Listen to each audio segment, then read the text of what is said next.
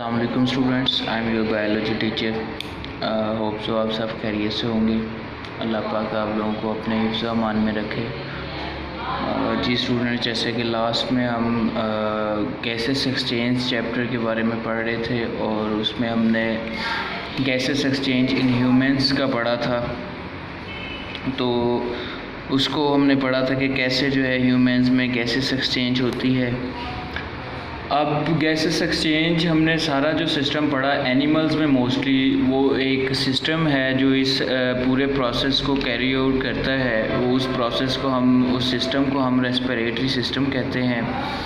और उस सिस्टम, ज़ाहिर है कोई भी सिस्टम है, कोई भी ऐसी चीज़ है, आप कोई चीज़ बनाते भी हैं या फिर नेचुरली कोई चीज़ है, तो उसमें हमारे इन्वायरमेंट की वजह से कोई ना कोई डिसऑर्डर, कोई ना कोई प्रॉब्लम, कोई ना कोई इशू जो है वो आता रहता है। तो आज हम यहाँ पर यही पढ़ेंगे कि जो हमारा रेस्पिरेटरी सिस्टम है उसमें किस तरह के डिसऑर्डर जो हैं वो आ सकते हैं, किस तरह के जो है वो उसमें प्रॉब्लम्स आ सकते हैं, किस वजह से आएंगे, क्या उसके काजेटिव एजेंट होंगे कि क्या सबब बनी कि वो प्रॉब्लम आए, और फिर उनके हम सिम्टम्स देखेंगे कि वो कैसे जो है वो हमें पता चला कि ये प्रॉब्लम फ़लाँ प्रॉब्लम है या ये वाला प्रॉब्लम जो है ये फ़लाँ प्रॉब्लम है, हमें कैसे पता चलेगा। फिर उसके बाद हमारे पास उसकी ट्रीटमेंट क्या होगी, उसके बारे में हम ये सारा जानेंगे कि कौन कौन से जो है वो प्रॉब्लम्स आ रहे हैं। यहाँ पर हमारा टॉपिक है रेस्पिरेटरी डिसऑर्डर्स। रेस्पिरेटरी डिसऑर्डर्स, जैसा कि इसके हमें नेम से भी पता चल रहा है, रेस्पिरेटरी मीन्स के रेस्पिरेटरी सिस्टम से रिलेटेड, डिसऑर्डर्स के ऐसे प्रॉब्लम्स या ऐसी डिसफंक्शनिंग या मीन्स के कोई प्रॉब्लम अगर कोई फंक्शन में है तो नॉन फंक्शनल होना या उसमें कोई प्रॉब्लम आना, डिसऑर्डर होना उसका। तो रेस्पिरेटरी सिस्टम में जो प्रॉब्लम्स आते हैं उसके बारे में हम देखेंगे कि कौन कौन से आते हैं। यहाँ पर हम बात करते जाएं कि ये जो प्रॉब्लम है ये बेसिकली, क्योंकि ये हम गैसेस एक्सचेंज कर रहे होते हैं और ये गैसेस एक्सचेंज हम करते हैं लिविंग ऑर्गेनिज्म और इन्वायरमेंट के दरमियान में हो रही होती है। अब लिविंग ऑर्गेनिज्म बेशक नेचुरली जो है वो कह लें कि एक ऑर्गेनिज्म है, नेचुरल अल्लाह ताला ने बनाया, लेकिन इन्वायरमेंट में जो ह्यूमन एक्टिविटीज़ की वजह से डिफरेंट पोल्यूशंस जो है या पोल्यूशन काज करने वाले डिफरेंट जो कह लें कि प्रोडक्ट्स हैं, डिफरेंट चीज़ें हैं, पोल्यूटेंट्स जिन्हें हम कहते हैं, वो जो है वो अब एयर में बहुत सारे पोल्यूटेंट्स शामिल होते हैं, डिफरेंट केमिकल्स होते हैं, बहुत सारी ऐसी गैसेस शामिल होती हैं जो हमारी बॉडी के लिए प्रॉब्लम काज कर सकती हैं। तो उसके बारे में, या बहुत सारे जो हमें पता है कि माइक्रोब्स जो हैं, जर्म्स जो हैं, वो भी हवा में मौजूद होते हैं। वो वायरस भी हो सकता है, वो बैक्टीरिया भी हो सकते हैं, वो भी हवा में मौजूद होते हैं हर वक्त। और जब हम इन्वायरमेंट की गैस को अपनी बॉडी में लेकर जाते हैं तो हमारे ऐसा कोई फ़िल्टर कोई भी नहीं है जो कि उन माइक्रोब्स को, उन केमिकल्स को, उन पॉइज़न गैसेस, टॉक्सिक गैसेस को रोक सके। तो इस तरह फिर वो जो उसके अंदर हमारी इस इन्वायरमेंटल एटमॉस्फेयर में, इस गैस के अंदर जो भी चीज़ शामिल होगी वो जैसे ही हम इनहेल करेंगे तो वो हमारी बॉडी में जाएगी। ठीक है जी। तो इससे हमें पता चला कि जो एटमॉस्फेयर में पोल्यूटेंट्स पाए जाते हैं उनकी वजह से ये ज़्यादा डिसऑर्डर्स पैदा हो रहे हैं। ठीक है जी। अगर ये पोल्यूटेंट्स कम से कम हो जाएं तो पॉसिबिलिटी है कि आलमोस्ट जो है ये डिसऑर्डर्स भी कम से कम और निग्लिजिबल हो सकते हैं। ठीक है जी। यहाँ पर हमारे पास जो डिसऑर्डर है उसमें फ़र्स्ट ऑफ़ ऑल हम पढ़ेंगे ब्रोंकाइटिस के बारे में। ब्रोंकाइटिस, जैसे कि इसके हमें नेम से भी पता चल रहा है, ब्रोंकाइटिस।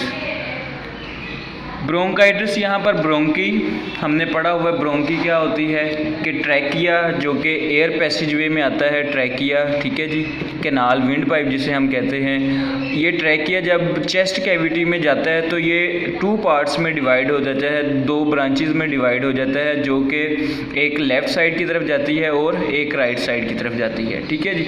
अब इस ब्रांचेस को हम सिंगुलर ब्रोंकस कहते हैं और दोनों को मिलाकर हम ब्रोंकाई कहेंगे। ठीक है। ब्रोंकाइटिस अब ये टिस जो है TIS लगा है यहाँ पर, ये इसका मतलब है इन्फ्लेमेशन। जब किसी भी डिजीज़ के साथ ये TIS टिस लगेगा तो इसका मतलब है इन्फ्लेमेशन से रिलेटेड है, जैसे कि टॉन्सिलाइटिस, ठीक है जी, मींस के टॉन्सिल्स का इन्फ्लेम हो जाना, स्वेल हो जाना, सोजिश उसमें आ जाना। सिमिलरली हम बात करते हैं हेपेटाइटिस। हेपेटाइटिस में भी हमारे पास जो है वो टिस आता है लास्ट में, इसका मतलब है इन्फ्लेमेशन। अब किसकी हेपेटाइटिस में किसकी इन्फ्लेमेशन होती है? लिवर की, ठीक है जी। तो इससे हमें पता चला कि ब्रोंकाइटिस जो है ये ब्रोंकाई की इन्फ्लेमेशन हो रही है, ठीक है। जो ब्रोंकाइज होते हैं या फिर ब्रोंकाई से आगे जो फर्दर ब्रांचेस बनती हैं जिनको हम ब्रोंक्यूल्स बोलते हैं, ठीक है जी, उन ब्रांचेस की या ब्रोंकाई की जो है उनमें इन्फ्लेमेशन आ जाना, उसको हम क्या कहेंगे? ब्रोंकाइटिस, ठीक है। जैसे कि ये हमारे पास इसकी डेफिनेशन में भी है, इसको हम पढ़ते हैं, देखते हैं पॉइंट्स में डिफरेंट हमने पॉइंट्स बनाए हुए हैं, वन बाय वन इनको पढ़ते जाते हैं, देखते हैं क्या है। Bronchitis is the inflammation of bronchi और ब्रोंक्यूल्स, ठीक है। अब इन्फ्लेमेशन कैसे होगी? इन्फ्लेमेशन होती है कि इसको ये अंदर की तरफ से स्वेल हो जाता है, ठीक है, सोजिश बनना होना शुरू हो जाती है, जिसकी वजह से आप देख रहे हैं कि ये सोजिश हो रही है और ये आपका जो ये ब्रोंकाई था, ब्रोंकस था, इसका पाथवे जो है, एयर गुजरने का रास्ता जो है ये तंग होता जा रहा है, ठीक है। जैसे जैसे ये इन्फ्लेमेशन बढ़ती जाएगी, इसका हवा के गुजरने का जो रास्ता होगा वो तंग होता जाएगा, ठीक है। अब क्या प्रॉब्लम आएगी? उस इन्फ्लेमेशन होती क्यों है वो भी हम पढ़ेंगे कि वो कॉजेटिव एजेंट्स कौन से हैं जो कि इन्फ्लेमेशन क्रिएट करते हैं, ठीक है। नेक्स्ट हम ब्रोंकाइटिस, ये अभी डेफिनेशन हम पढ़ रहे हैं कि ब्रोंकाइटिस क्या होती है। इट रिजल्ट्स इन, जब ये इन्फ्लेमेशन हो जाती है उसकी वजह से क्या करती है, उसमें क्या नतीजा काम आता है कि एक्सेसिव सिक्रेशंस ऑफ म्यूकस। हमें पता है कि जितना भी हमारा एयर पैसेज वे है उसके अंदर ग्लैंड्स होते हैं, उसकी एपिथेलियल जो है इनर सरफेस है उसमें ग्लैंड्स होते हैं, और ग्लैंड्स क्या सिक्रेशन करते हैं? किसकी? म्यूकस की। क्यों म्यूकस की सिक्रेशन करते हैं? उसके दो पर्पज़ हैं। एक तो जो बाहर से आने वाली एयर है उसका टेम्परेचर जो है वो मेंटेन कर सके बॉडी टेम्परेचर के साथ। सेकेंडली उसका पर्पज़ ये है कि अगर बाहर से आने वाले कोई डस्ट पार्टिकल हैं, कोई जर्म्स हैं या कोई इस तरह के केमिकल्स हैं, उनको अपने अंदर स्टिक कर सके, रोक सके, उनको अपने साथ चिपका सके ताकि वो आगे लंग्स तक ना जा सकें, ठीक है। लेकिन वो लंग्स तक फिर भी चले जाते हैं। वो ये है कि वो कुछ इस तरह का कह लें कि आप कि म्यूकस प्रोडक्शन हो रही होती है, लेकिन वो प्रोडक्शन होने की वजह से भी फिर भी जो है वो ज़्यादा क्वांटिटी में होने के बावजूद वो जो है वो पास आउट हो जाते हैं इनटू ट्यूब्स। वहाँ ट्यूब्स में जो है वो म्यूकस प्रोडक्शन होगी, leading to swelling of tubular walls and narrowing of tubes, ठीक है। स्वेलिंग होना शुरू हो जाती है म्यूकस। अच्छा, स्वेलिंग क्यों होती है? आप सिंपली, मैं इसकी एग्जांपल आपको दूंगा कि रात भर आप जागे हैं, ठीक है, फिर पूरा दिन जागे हैं, फिर अगली रात फिर आप जाग रहे हैं, तो क्या होगा? आपकी आंखें जो हैं वो स्वेल होना शुरू हो जाएंगी, इन्फ्लेमेशन आना शुरू हो जाएंगी, आंखों में सोजिश आना शुरू हो जाएगी, ठीक है। कोई भी हमारा बॉडी पार्ट जब ओवर टाइम लगाता है, कोई उसके आराम का टाइम उसे नहीं मिलता, ज़्यादा से ज़्यादा काम करना पड़ता है, हमारी बॉडी का कोई भी ऑर्गन है, तो उसमें स्वेलिंग होना शुरू हो जाती है। सिमिलरली आप देख लें कि अगर आप ज़्यादा टाइम तक खड़े रहते हैं या टांगों को लटकाए रखते हैं या कुछ इस तरह का आप कोई ऐसा ऑर्गन अपनी बॉडी का ज़्यादा देर तक यूज़ करते रहते हैं, तो उसकी वजह से उसमें जो है वो इन्फ्लेमेशन आना शुरू हो जाती है, स्वेलिंग होना शुरू हो जाती है, ठीक है। अब वो स्वेलिंग जो है इसलिए हुई कि बाहर से जो आने वाले कॉजेटिव एजेंट थे उनको रोकने के लिए जो है हमारे ये इनर सरफेस में ग्लैंड्स थे, उन्होंने 24 घंटे या ज़्यादा से ज़्यादा टाइम के लिए म्यूकस प्रोडक्शन की। अब ज़्यादा एक लिमिट के लिए वो म्यूकस प्रोडक्शन करें तो उसका तो कोई इशू नहीं होता कि वो नॉर्मल एक्टिविटी होती है, लेकिन किसी भी ग्लैंड के या किसी भी बॉडी ऑर्गन का जब ओवर टाइम के लिए कोई काम करना पड़ता है तो उसकी वजह से वो इन्फ्लेमेशन आना शुरू हो जाती है, स्वेल होना शुरू हो जाते हैं वो ऑर्गन, ठीक है। सिमिलरली यहाँ पर ये स्वेलिंग जो है वो म्यूकस प्रोडक्शन की वजह से हुई है कि ज़्यादा ज़्यादा ओवर टाइम लगा कर ये म्यूकस प्रोडक्शन करनी पड़ी है। क्यों म्यूकस प्रोडक्शन ओवर टाइम के लिए करनी पड़ी है? क्योंकि इन्वायरमेंट में बहुत ज़्यादा जो है वो पोल्यूशन थी, बहुत ज़्यादा पोल्यूटेंट्स थे। वो पोल्यूटेंट्स जैसे ही हम इनहेल करते हैं तो हर वक्त हमारी बॉडी को, हमारे इनर जो है वो कह लें कि एयर पैसेजवे है, उसको, उन ग्लैंड्स को ज़्यादा से ज़्यादा म्यूकस प्रोडक्शन करनी पड़ती है ताकि वो जो पोल्यूटेंट्स हवा के साथ साथ अंदर आ रहे हैं हमारी बॉडी में उनको रोक सके। ठीक है जी। अब यहाँ पर हम देखेंगे कि काजेटिव एजेंट्स कौन कौन से हैं जो कि एयर के साथ हमारी बॉडी में शामिल हो रहे हैं और जो ये डिज़ीज़ काज कर रहे हैं, जो ये प्रॉब्लम काज कर रहे हैं ब्रोंकाइटिस का। तो उसमें हमारे पास है वायरसेस, बैक्टीरिया, या फिर जो केमिकल इरिटेंट केमिकल्स, जो कि इरिटेंट मींस कि इरिटेशन होना शुरू हो जाती है। जैसे कि आप कह लें कि कोई भी ऐसा पार्टिकल या ऐसा केमिकल जो हमारी बॉडी के साथ रिएक्ट करता है और उसकी वजह से इरिटेशन काज होती है। ठीक है। और उसमें वो केमिकल, इरिटेंट केमिकल जो हैं वो टोबैको स्मोक भी हो सकता है, या जो और इंडस्ट्रियल स्मोक जो हवा के अंदर शामिल होते हैं वो भी हो सकते हैं। ठीक है जी। नेक्स्ट फिर इनको हम डिवाइड करते हैं ब्रोंकाइटिस को 2 पार्ट्स में, कि 2 तरह की हमें देखने में आई है ब्रोंकाइटिस।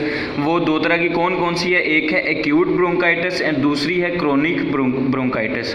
अब एक्यूट और क्रोनिक ब्रोंकाइटिस, इस ब्रोंकाइटिस को हमने डिवाइड किया है इसके टाइम ड्यूरेशन पर। हमने देखा कि 2 तरह की ब्रोंकाइटिस सामने आई। एक ब्रोंकाइटिस ऐसी थी जो कि थोड़े टाइम के लिए रहती थी लेकिन शदीद होती थी। दूसरी ब्रोंकाइटिस ऐसी थी कि वो शदीद भी थी लेकिन साथ से उसका टाइम ड्यूरेशन बहुत ज़्यादा लंबा था, टाइम पीरियड ज़्यादा टाइम के लिए वो ब्रोंकाइटिस रहती थी। ठीक है। अब एक्यूट ब्रोंकाइटिस के बारे में देखते हैं। Usually last about 2 weeks and patients recover with no permanent damage to bronchi और ब्रोंक्यूल्स। ठीक है। मींस कि ये मैक्सिमम 2 हफ्तों तक ये रहती है एक्यूट ब्रोंकाइटिस। उसके बाद जो है पेशेंट रिकवर कर जाता है, ठीक हो जाता है। और इस एक्यूट ब्रोंकाइटिस की वजह से कोई भी ज़्यादा जो परमानेंट डैमेज है हमारी, ये जो ब्रोंक्यूल्स या ब्रोंकाई या ब्रोंक्यूल्स हैं, इनमें कोई परमानेंट डैमेज नहीं होता। मींस कि ये परमानेंट कह लें कि ब्लॉक नहीं हो जाती, परमानेंट स्वेल नहीं हो जाती, या डिसऑर्डर में इसमें नहीं आ जाता। ठीक है। इस तरह का कोई भी इसमें डैमेज नहीं आता इनमें। लेकिन सेकंड है जी क्रोनिक ब्रोंकाइटिस। इसके बारे में हम देखते हैं। In this the bronchi develop chronic inflammation, it usually last for 3 months to 2 years. ठीक है। और ये क्रोनिक इन्फ्लेमेशन जो ब्रोंकाइटिस है, इसमें क्रोनिक इन्फ्लेमेशन होती है, बहुत ज़्यादा हद तक ये जो है ये स्वेल हो जाता है। ठीक है। और ज़्यादा देर तक जो है ये स्वेल हुआ रहती है ब्रोंकाई और ब्रोंक्यूल्स। ठीक है। और उसके बाद ये इसका टाइम ड्यूरेशन ऑलमोस्ट होता है 3 मंथ्स टू 2 ईयर्स। मींस के 3 माह से पहले ये ठीक नहीं होती और मैक्सिमम जो है ये 2 साल तक ये जो डिजीज़ क्रोनिक ब्रोंकाइटिस है ये रहती है। ठीक है जी। उसके बाद हमें कैसे पता चलेगा कि ये कौन सी जो है ये डिज़ीज़ है, ये ब्रोंकाई है या कोई और रेस्पिरेटरी डिसऑर्डर है, वो हमें कैसे पता चलेगा? वो इसके डिफरेंट सिम्टम्स हैं। उसमें सबसे पहले है कफ़ जो है मोस्टली हमारे जितने भी रेस्पिरेटरी डिसऑर्डर है उनमें सबसे कॉमन जो सिम्टम्स है वो कफ़ है। ठीक है। खांसी का आना। अब खांसी का क्यों आना? क्योंकि रेस्पिरेटरी ऑर्डर ही हमारा एयर से रिलेटेड है। रेस्पिरेटरी सिस्टम जो है वो एयर से रिलेटेड है। हम इन्वायरमेंट से एयर अपनी बॉडी में लेकर जाते हैं। अब जब भी इन्वायरमेंट में पोल्यूटेंट्स, जर्म्स या कोई इस तरह के माइक्रोब्स शामिल होंगे तो वो हमारी बॉडी में शामिल जाएंगे और हमारी बॉडी कोशिश करेगी कि उसको कफ़ के ज़रिए, खांसी के ज़रिए उनको बाहर निकाला जाए। ठीक है। तो ये खांसी एक कह लें कि नेचुरल प्रोसेस है, एक फीडबैक है हमारी बॉडी का कि जो ये काम करता है इस जो हमारी बॉडी में जाने वाले पोल्यूटेंट्स हैं उनके ख़िलाफ़, उनको बाहर निकालने की कोशिश में ये जो खांसी है ये होती है। ठीक है जी। अब इसमें कफ़ जो है वो ऑलमोस्ट हर रेस्पिरेटरी डिसऑर्डर का ये सिम्टम्स होगा। उसके बाद माइल्ड वीजिंग होती है तकरीबन जब हम सांस लेते हैं तो उसमें विस्लिंग की साउंड आना, जैसे विसल बज रही हो इस तरह की साउंड आती है। ठीक है। वो क्यों साउंड आती है उसकी भी हम रीज़न देखते हैं। अब देखें कि आप पीछे से ये हवा प्रेशर के साथ आ रही है या इस वाली साइड से हवा प्रेशर से आएगी। यहाँ पर आकर जब हवा का रास्ता तंग होगा तो वो प्रेशर से निकलेगी और एक साउंड प्रोड्यूस करेगी।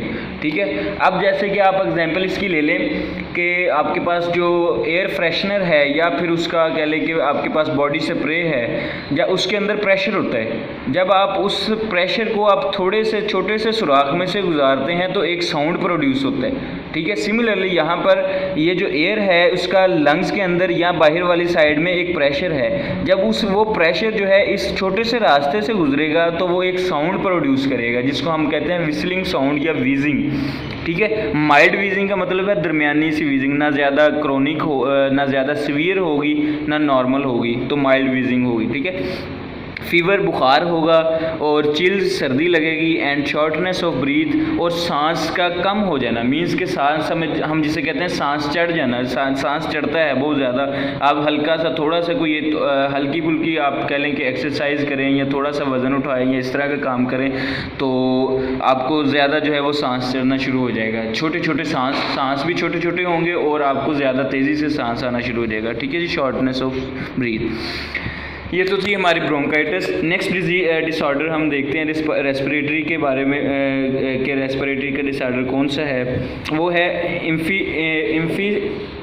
एम्फीसीमा, ठीक है जी। एम्फीसीमा इसको हम डिफ़ाइन करते हैं कि ये क्या है।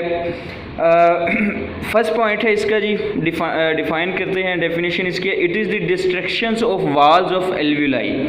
मीन्स के एल्वुलाई जो लंग्स, हमें पता है कि लंग्स जो हैं वो कैसे बने हैं, क्लस्टर ऑफ एल्वुलाई से। सपोज ये पाउच लाइक स्ट्रक्चर जो है ये क्या है, एल्वुलाई।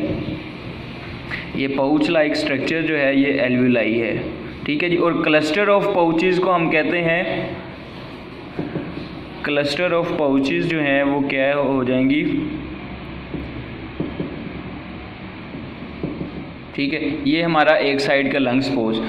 अब क्या होता है कि इसके अंदर जो ये सैक लाइक स्ट्रक्चर है,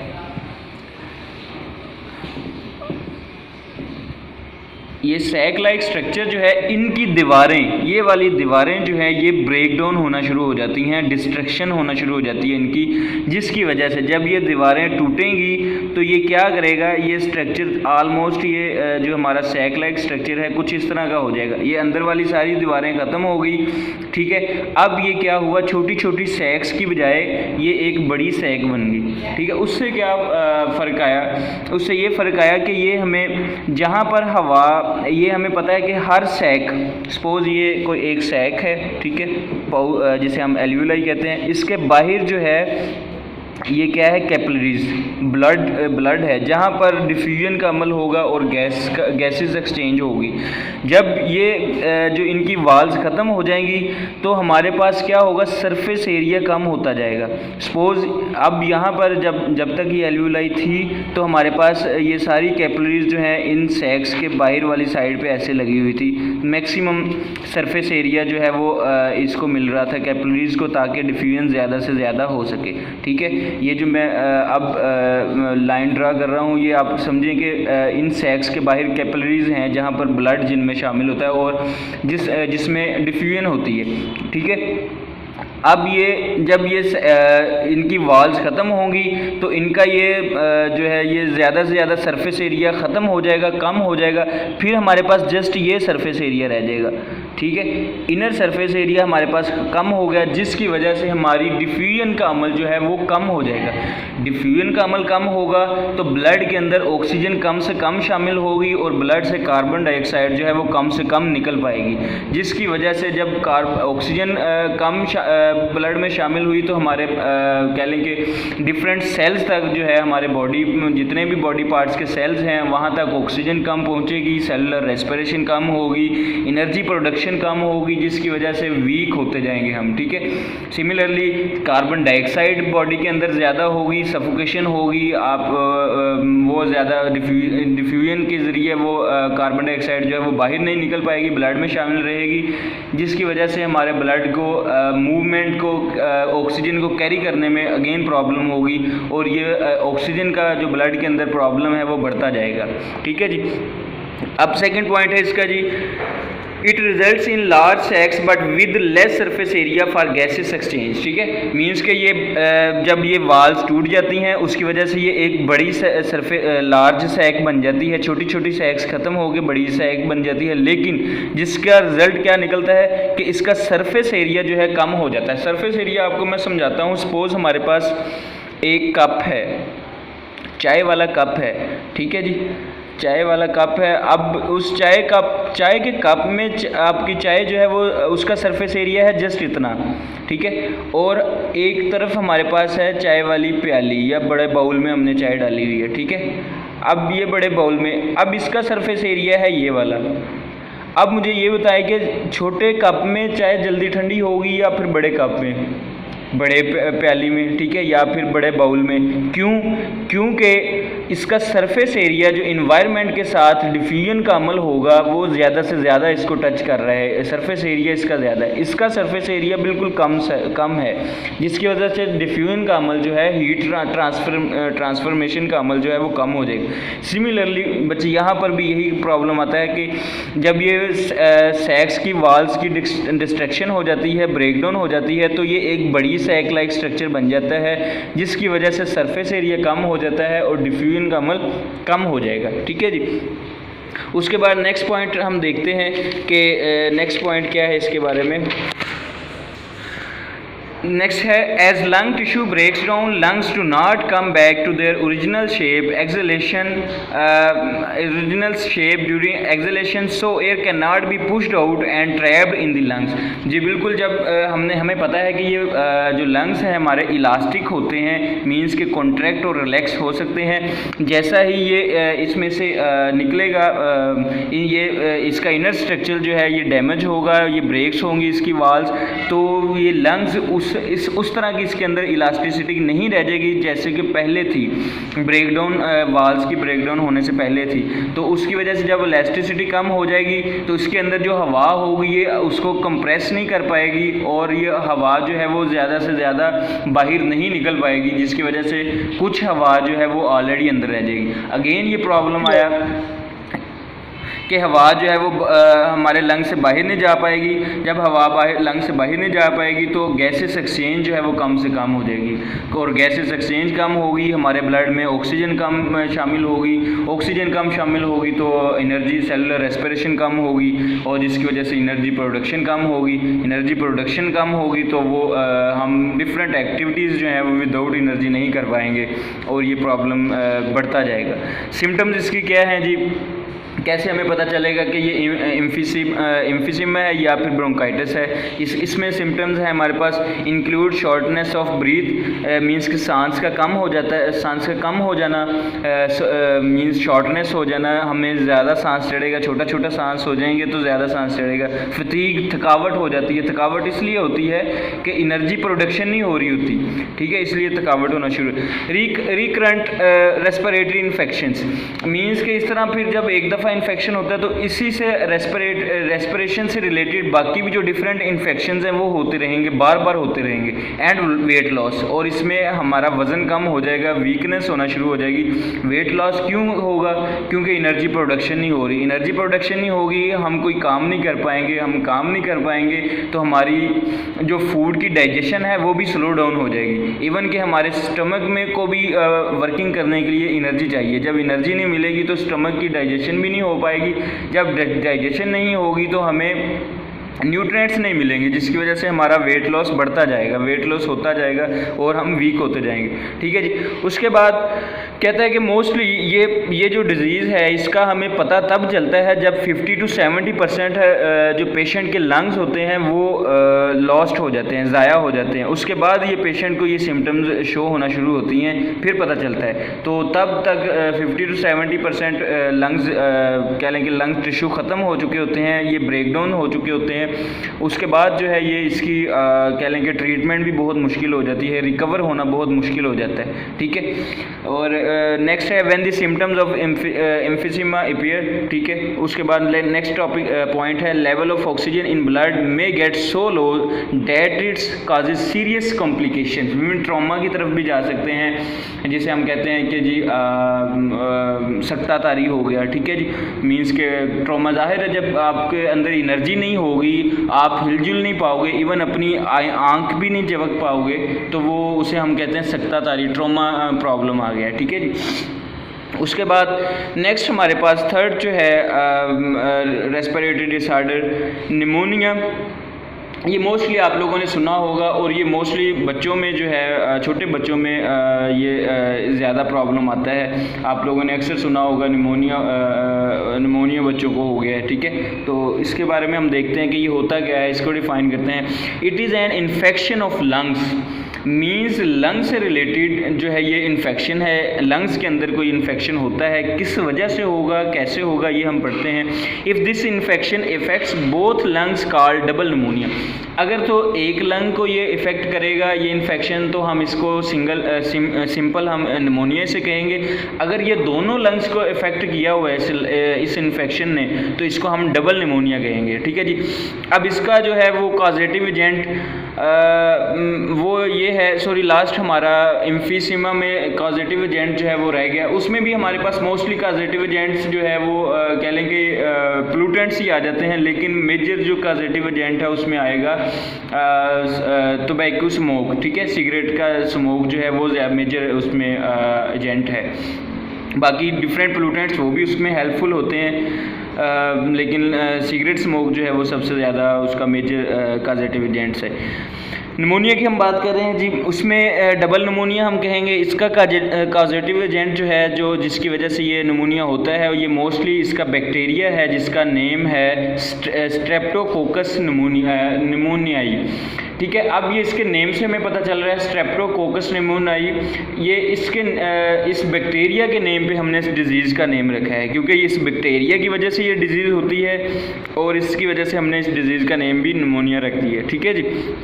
नेक्स्ट है जी, और इसका जो है कॉजेटिव एजेंट कौन से हैं? वायरल भी, वायरल की वजह से इन्फ्लुएंजा वायरस जिसकी वजह से ये हमें ज़ुकाम होता है, ठीक है, ज़ुकाम वाला वायरस, वो भी इसमें हेल्पफुल होता है निमोनिया काज करने में। एंड फंगल इन्फेक्शंस में आल्सो काज निमोनिया, फंजाई जितने भी हैं उनमें भी ये पॉसिबिलिटी है कि फंगस भी हमारे लंग्स को जाकर इन्फेक्ट कर सकें, उसकी वजह से भी निमोनिया हो सकता है। अब ये इसका तरीकाकार क्या है कि कैसे ये कॉजेटिव एजेंट जो है वो हमारी बॉडी में एंटर होते हैं और कैसे ये जो है ये सारा प्रोसीजर करते हैं, क्या जाकर हमारे लंग्स को क्या करते हैं ये। when causative organisms enter alveoli, जब ये एल्वुलाई में शामिल होते हैं, दे सेटल डाउन, वहाँ जाकर रहते हैं, एंड दे ग्रो, और ये रिप्रोडक्शन करना शुरू कर देते हैं, ग्रो होते हैं, ठीक है। सपोज अगर एक बैक्टीरिया हमारी बॉडी में शामिल हुआ तो ये ग्रो होगा, डिवाइड होगा, रिप्रोड्यूस होगा, 1 से 2 हो जाएंगे, ठीक है। और 2 थे, 2 से फर्दर रिप्रोडक्शन होगी, 2 से 4 हो जाएंगे, ठीक है। फिर 4 हैं, 4 से फिर रिप्रोडक्शन होगी, तो हमारे पास ये कितने हो जाएंगे? 8, 2, 4, 5, 6 और 7, 8।